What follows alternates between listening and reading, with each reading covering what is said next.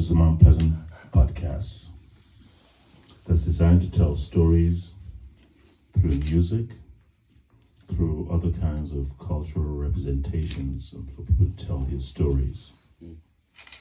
I'm here in studio at Franco Jazz Studios in Mount Pleasant with a group from Portland, Oregon.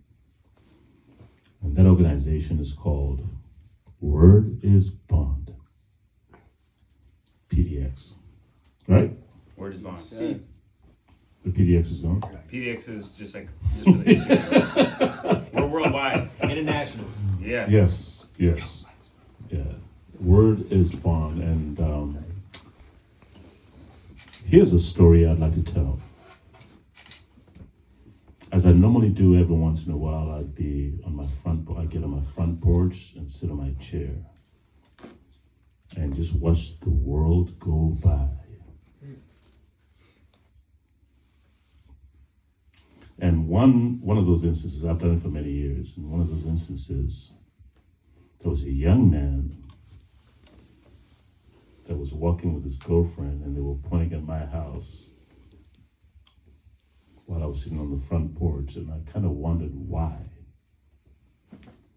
And so we kind of engaged in conversation, and I'd like to let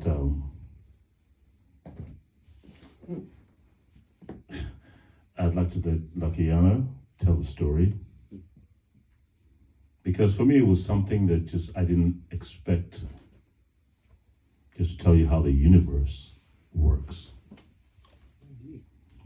So, I'd like to introduce Lakayana Drury, who has brought this group for him to tell his side of the story. Thank you, Frank. How does the universe work? That's a question that I think about a lot. Why am I here? Mm-hmm. What created this world that I'm in? What even is the nature of this world? And one thing I do know is a lot of things goes in circles and cycles. The seasons cycle around: spring, summer, winter, fall, life, birth, death. The planets orbit around the sun in circles, and in many ways, I've circled around, orbited around, our lives have orbited around each other. Mm-hmm. Can I have you just move just so we can just tell a story? Yeah. Yep, just come over here. Hosan, you want to switch over here? Yes, that we keep coming in contact with each other. Yeah. The earth was created by particles bouncing into each other, forming into the universe. And so I came to your house, so this house, before this was one big house, this was many rooms that were being rented out. And my mom rented out this exact room. And when I called her, when I was here, and I'm jumping around the story a little bit, when I called her the first time once I came back with you, she said, this is actually the room that she lived in. So this is where my life started, was in this room. And it was a very uncertain start, right? It was a single white mother with a biracial child, the first in our family, 1989. There was no Black Lives Matter. There was no DEI. There was nothing. And I don't know what it is, but in both my parents' lives, I tend to find myself going back to the spaces that they grew up in, that they lived in. Mm-hmm. And something compelled me to come here in 2013 after 20 or so years after I was born, and my mom left this house, and the owner of the house previously wanted her to leave as soon as she had the baby, and he would call every few days and say, did you have the baby yet? Did you have the baby yet? Wow. So you can imagine the stress that she was under, raising her first child, about to give birth to her first son at the end of a very tumultuous relationship with my father that was, as everything in life, was beautiful and was also very chaotic. And so I don't know what compelled me to come back to this house. And then my girlfriend was the one who said, knock on the door. And then you came out. Mm-hmm. And then when we came back in 2022, I wanted to point the house out for the first group of young men that I brought to DC. And it was just destiny that we came back to DC, because our original plan, and I was saying this to someone, we were going to go to Atlanta, but because of COVID, everything was shut down in Atlanta, so we couldn't do our HBCU tours. I said, let's go back to DC. And it just happened to work out so well. And to come bring our young men to the front steps of this house and say, hey, this is the house I was born. And just as soon as I said that, let me interject there, and then you can continue the story. And so I was just every now and then I would just like open the curtains just to let some sunlight in. And as I opened the curtains, I saw like there's 15 young black men staring at my house, and I'm like, what's this? What's going on here? You know, I mean, and then you can imagine in this community, that's not a scene that you see every day. And people were asking questions later. What was that all about? Who are those guys? Because you guys walked around the neighborhood, and as a group. Questions were being asked left and right. What's going on here? And then you guys ended up here. And so you can continue your story. I just want to say that like I didn't expect that. It was a shock, but it was also beautiful because I just opened my windows. It was something that was destined to be.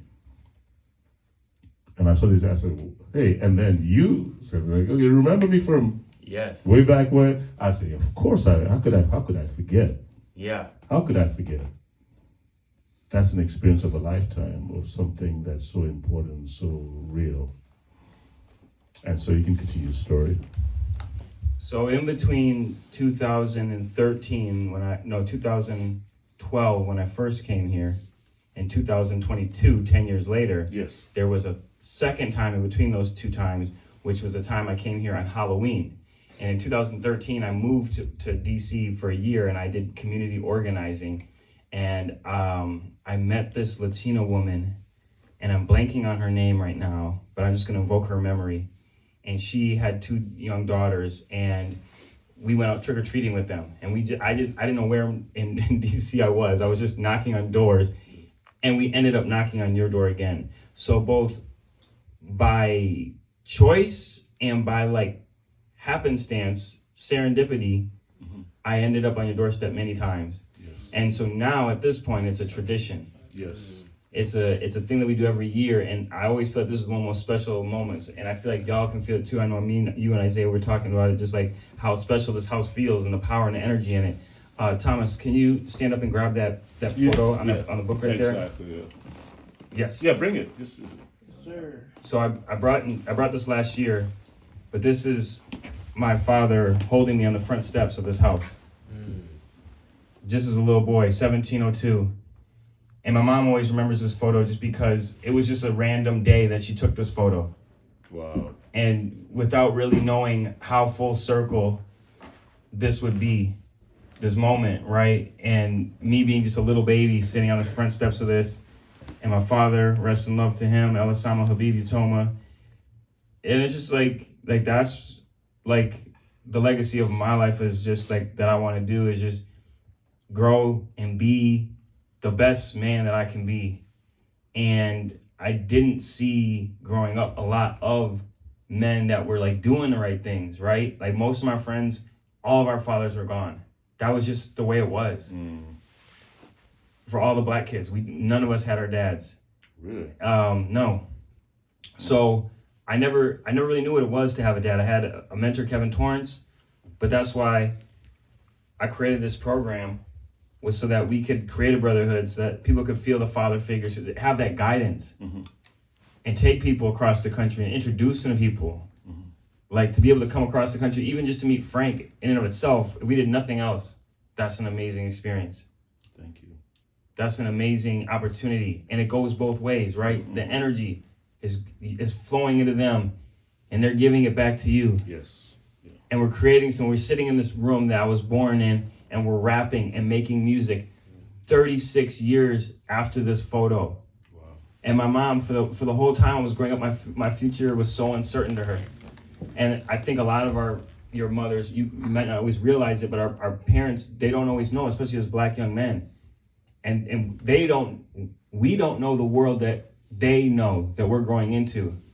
And now I can see it, and I sometimes feel it with you guys, and I watch your journeys and where you're going, and we pour so much into you, hoping to steer you towards that right path, right? And like we can only do so much, but it's like we create the space of love. And so, yeah, this being in this room holds a special place in my heart. And that's what I was telling you, Thomas, on the way up. It was like anybody could have owned this house, but it happened to be you. It could have been some random guy who wouldn't care, or some dude that wasn't black, right? But it's like you're this amazing black man with all this music and all these stories and all this history of your own. And so it's just like, that's just the way that it was meant to be. And that's just kind of what I wanted to share. It's just that story, and thank you for continuing to open the door. It's really my pleasure. And the thing is, it's, when I see young people succeed, that's a testament of my success. Especially the young people whose lives that we've touched, we've crossed paths. When they succeed, I'll tell you about kids in the neighborhood who have done things. We've come in contact, and we in some kind of different ways, artistically, through the block parties, just talking. And some kids come up to me and they ask me questions about stuff, and I see them, and I see certain things that they hear a voice that they don't normally hear, which to me is just a voice of observation and just being honest to you. Now, what you do with that is up to you. See, I always say that it's up to you, but I'll tell you what I think from my perspective. And so that's the relationship I have with people, with friends, people who I call friends, with family, to be honest. Because more and more we find that, if you can't find people who are going to be honest to you, to tell you when you're doing wrong, to tell you when you're doing good, just to be clear as to what you're doing, we need that sounding board. Everybody needs that. You can't go through this life by yourself, period. Okay? So now, let's get to the real deal, which is you guys. And now, when I think about you guys coming from Portland, Oregon, coming to Washington, D.C., most of you for the first time, right? Yes, sir. Hello? For the first time? You've been here before. Okay. So how many of you have been here for the first time? Put your hands up. Okay, so that's a good majority of the group, right?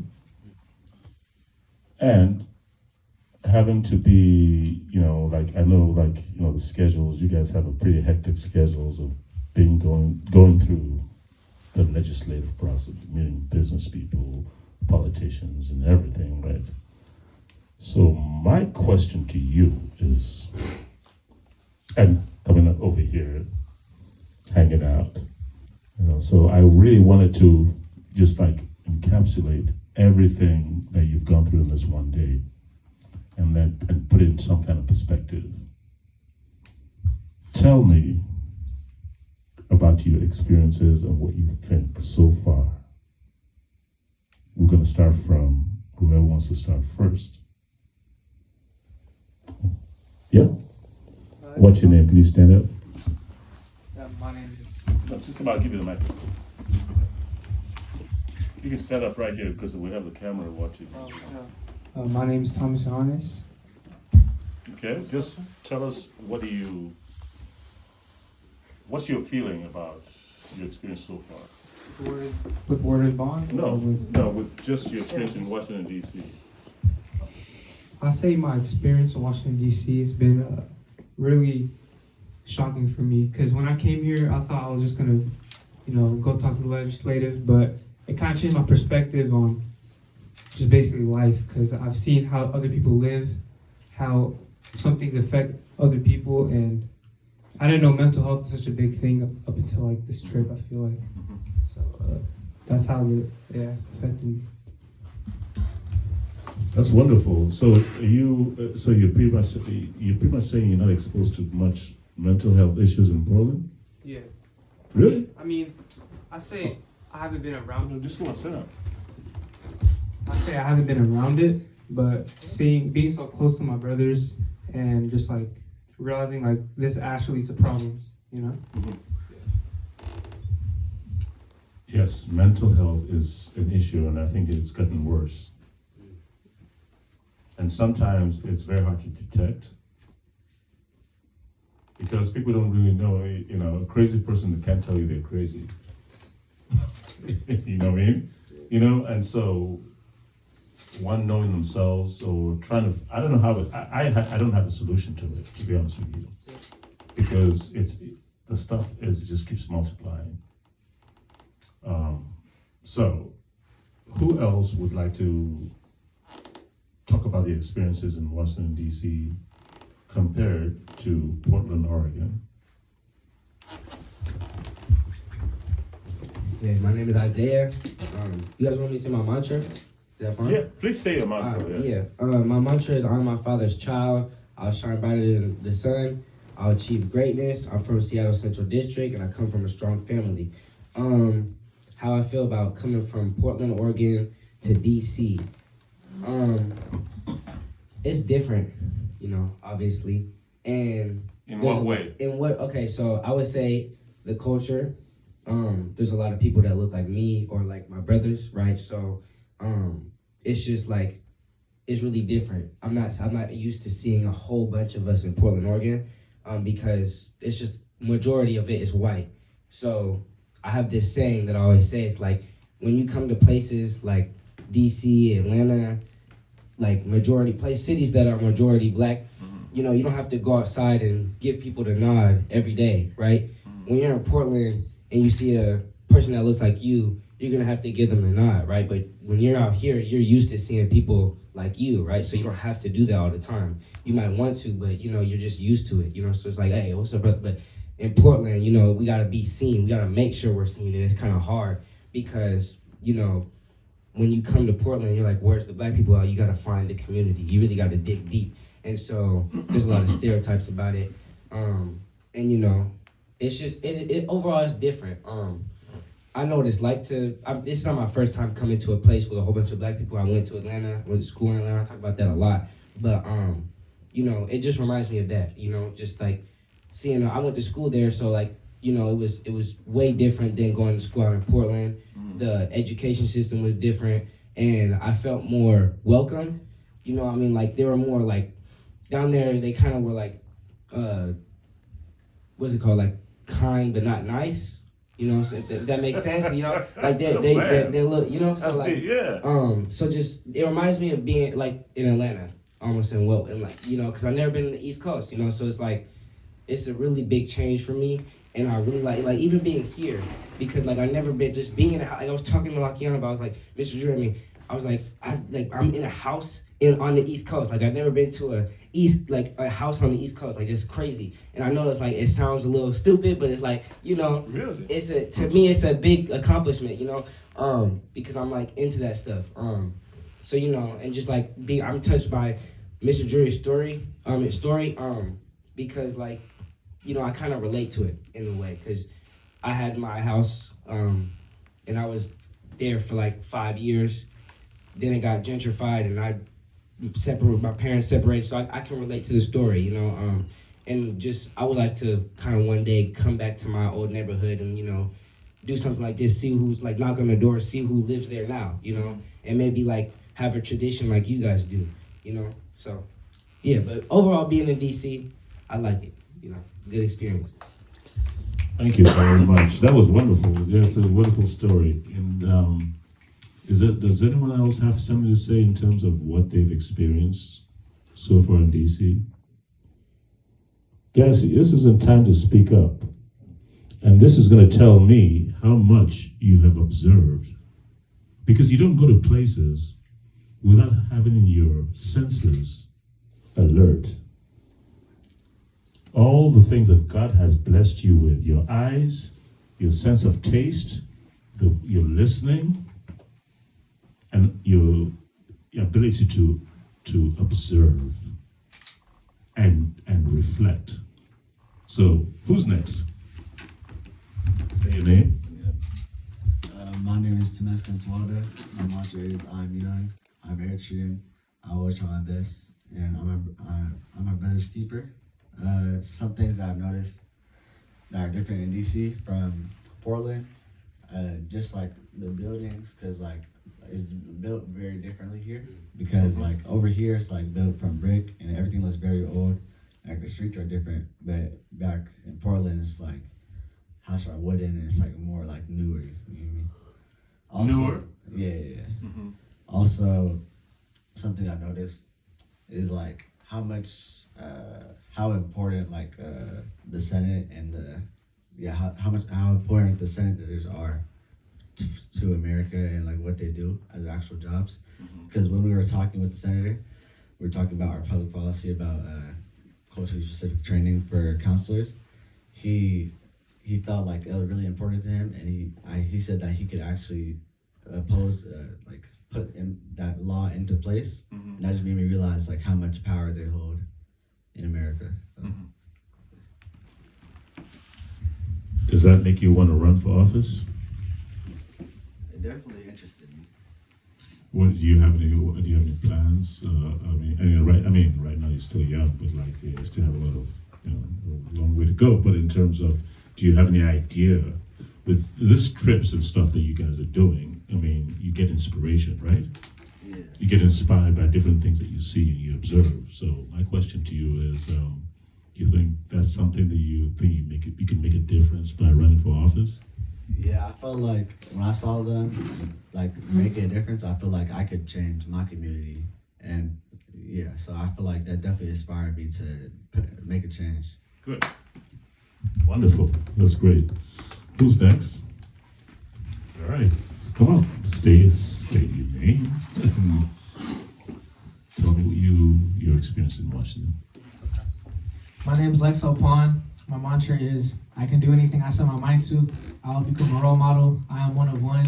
I am a child of God, and I am the rising sun. So, I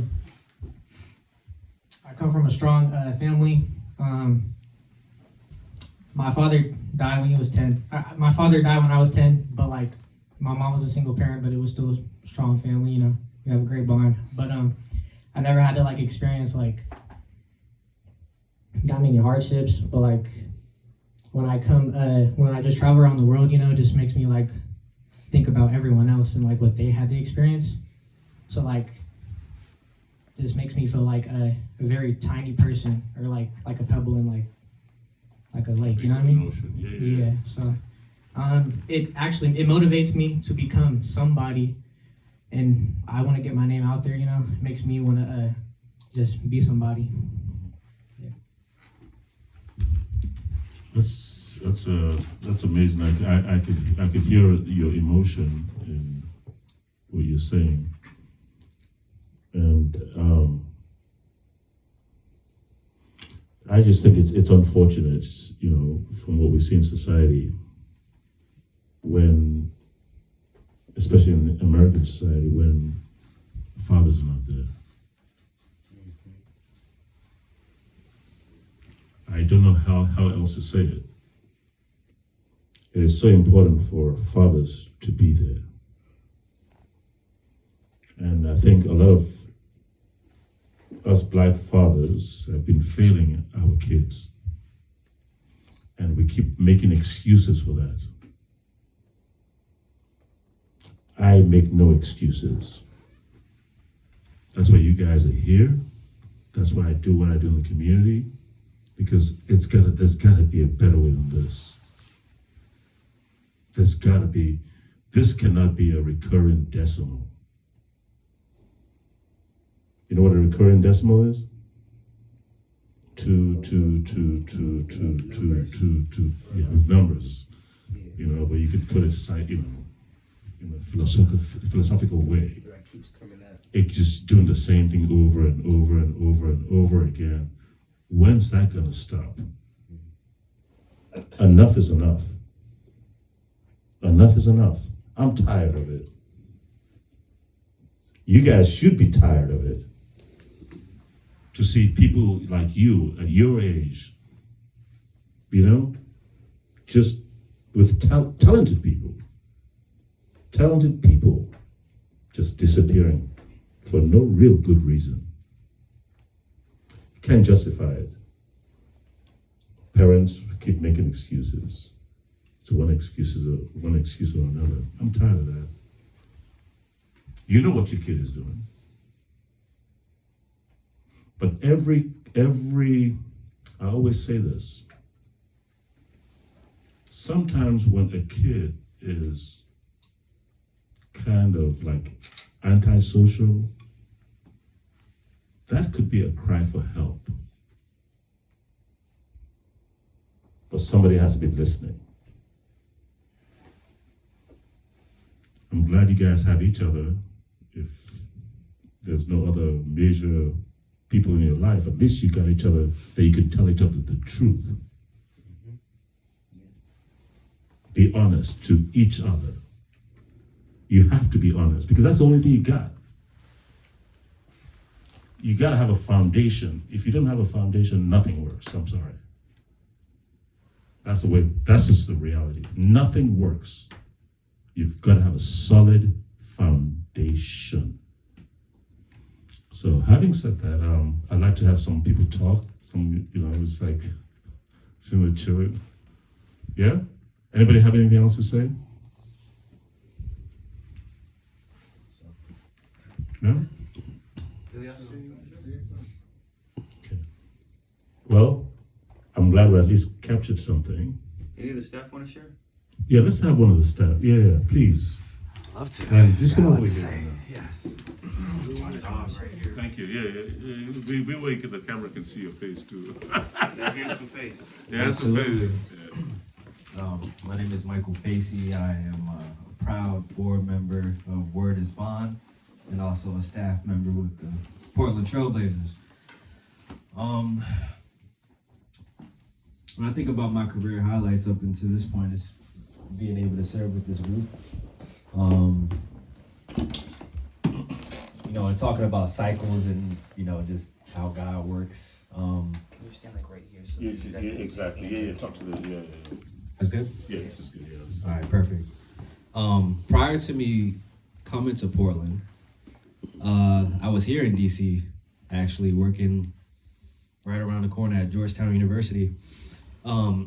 Spent a year there, and after leaving Georgetown, it ended kind of abruptly. I mean, I got the opportunity to work in the NBA, and didn't really feel like I left making an impact in the city. Why? Well, because what I was doing at the university, it didn't really align with my values, and I didn't have the impact on the students that I was serving, unfortunately. So sometimes in life you go through, just experiences, and you may not find out things as soon as you would want to, or during the time that you would like to. But coming here for the second year in a row, with this new group now, and being able to go on the campus and getting food and coming back to your house, Frank, and just all the enough just directions and knowledge that I have just institutionally of the city, it all kind of made sense for the first time. Even though I didn't feel quite the connection while I was living here and working here, coming back here and being able to plant seeds in, you all, and understanding different possibilities and opportunities that you could have on college campuses, HBCUs, things like that. Like it all clicks, because I'm here with you, able to guide you all, because of these roles. And last year I had a son. And Congratulations. Thank you. Come on, man. Yeah. Yeah. One of the first things I thought of even before he was born is just hoping that he'd be blessed to be in a brotherhood, like you all have with your brothers here in this room, and being a leadership incubator, and even if he's in an environment that doesn't necessarily, represent his identity, who he is, he'll be in a community that he's accepted, and I definitely put that on myself to provide that opportunity. And I know I'm not alone because I got brothers, around me, people that invest in me, and that's why I invest back. So, yeah, that's my story, and I think it's all coming together, and there's still so much to be told. But yeah, I'm grateful. Give it up, give it up, give it up. Awesome. And Yeah. does it? Yeah. Somebody's gonna hold this camera though, or else it's gonna have an excuse. So my name is Bill Spigner. I'm on staff with Word of Bond. I'm the operations director. And I think your question that you posed earlier, the difference between Portland, where I live now, and DC, I think a lot of people hit on it. It's just the sense of diversity, right? We live in a city where the number changes between 2 and 5% of African Americans, versus DC, which is nicknamed Chocolate City. Chocolate City, yes. So there's a huge difference about, to Isaiah's point, just being in the majority, not being afraid to be different, not being afraid to look or act a certain way, or what we call code switch, because you're around people that don't make you comfortable. And so I've always appreciated DC for that. For this particular trip, I was really excited to have the ambassadors experience DC, because it is the nation capital of the largest, powerful country in the world. And for them to walk those same halls as, when you think about the millions of people in the US and there's only 100 senators, and they were walking those same halls of that very elite. So if nothing more, I wanted them to leave with the understanding that they put on their pants the same way I put on my pants, and I can walk these same halls as they do. And so they may not understand now, but I think future state, they will understand that they too can have that opportunity to be in the room with others. I mean, yeah, I'll continue with you. I just want to say this. Many of the things that you see, the historical buildings and everything, were built by people that look like you. But guess what? They weren't allowed to exist in those places, at least where the public could see them. So what he's saying, you walk in the halls of those places, black folks couldn't walk in those halls. They were the ones serving, or they were the ones in the back of the house. That's just the harsh reality. And if you can't feel that, I've read, as an immigrant, one of the first things I did, thank God, was to learn the African American history. This just didn't happen. How did it happen? How did we get here? We got here through struggles, through people fighting for rights, people sacrificing, people having a sense of mission. And so when he talks about that, the Congress going through those halls, I understand that very clearly. In the place I work, I was one of the first few black folks to be in the presence. I'm not going to say where I work, because when I retire, we'll talk about that. But it is important to know the history. Go ahead, continue. I'm sorry. No, I think you nailed it. We stand today in this country on the backs and shoulders of people who could not be seen in public or accounted for, or who did the work. And that doesn't escape me. When we were walking up to here, I was telling Lakayana, I always like DC because it makes me think about the history of our country coming to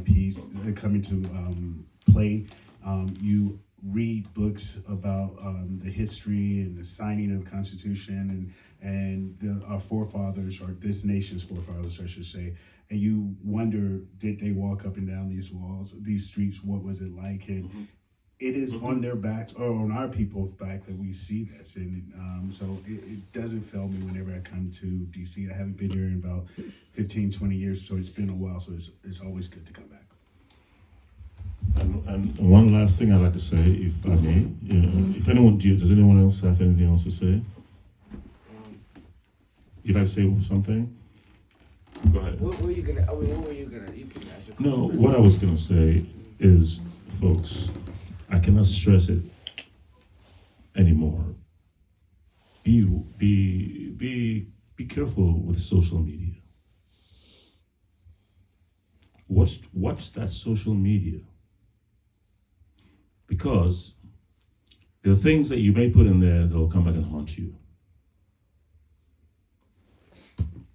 Social media can sometimes confuse you.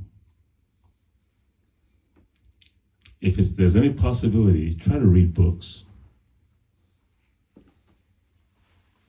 There's so many great writers that wrote about this time that we're living in, but they wrote it in the 60s. Think about that. That's visionary. I talk about Richard Wright. I talk about James Baldwin. There are so many great writers out there that have written things that we should really look at and understand the world we're living in right now. So please be careful about social media. Be careful about what you post. If you want a future, watch what you do. Watch what you do. Watch every step you take. Feel every step you take. You're gonna say something. No, I just wanted to say that I like every time, like I like these type of conversations. So I appreciate you for having and sitting down and having a conversation like this, because I'm always about deep conversations. Yeah. Even though sometimes I know I can like be jokey with my brothers and stuff, you know, when it comes to stuff like this, it kind of reminds me like the state we're at in the world. And so like when you guys always tell me like what's on your mind or what you're going through, I can always have a feel for that, because you know we've all been through a lot, and you know we've all been through different things. Yeah. But it doesn't matter which one's worse. We're still, our topic is mental health, specifically for Black youth, right? And so the state we're at right now, like you said, mental health is a big problem right now. I think it is too, because we're not getting enough help. People are not understanding us. So when we have conversations like this is what I'm looking for in a school right now, because I don't have anyone to talk to when I'm outside of Waters Barn. Lucky I don't have a father figure. Like Lex said, my father's dead too. I don't have a father figure in my life to talk to. So when I'm talking to you guys, when I'm around my brothers, it's like, you know, it's like a second home. So right now, you asked me about another thing about DC is like, I don't want to leave right now. I don't want to leave at all. Like that's why you said when we're outside, you're like, oh, we gotta go right now. Like, oh no, we finna see. That's what I'm saying. Like, just being in places that's I'm not even from here, and I already feel like I'm at home. If that makes sense. So like, just I know I'm gonna miss this trip and miss these experiences. So like, just thank you for this. You know. Thank you very much. And you guys, you know here, you've been here. You're welcome here. You're welcome. You can bring your family. What if you guys, if your family decides they want to come to DC, they want to come visit, they're welcome. And it is what it is. I'd like to thank Julian. Thank you, Chinedu and Ome, for really, for helping me and giving you some inspirational beats and stuff. So this is the Mount Pleasant podcast, which I hope to tell more stories, through music and other things. But I'd like to thank you all once again for being here, for coming out, and I wish you guys the best of luck in whatever it is that you do. Stay focused. It's gonna be all right. Peace. Thank you. Thank you so much. Appreciate you. Yeah, thank you. This is great. This is great. Also, thank you.